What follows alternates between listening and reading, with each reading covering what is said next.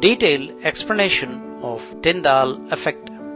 Tyndall effect can be understood by arranging the following setup containing light source, ultramicroscope, and colloidal soap solution in glass vessel, and the entire setup is placed in dark. When light is focused through soap solution and when viewed at right angles to the light path with the help of ultramicroscope, a halo or circle of light as shown is observed. This bright cone of light is called as Tyndall effect.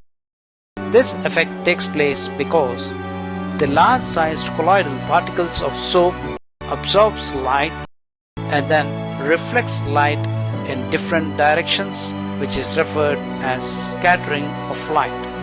This phenomena of scattering of light by colloidal particles in dark is called Tyndall effect.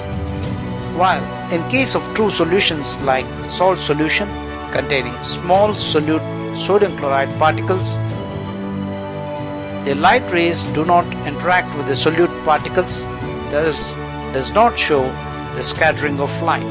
There is no Tyndall effect.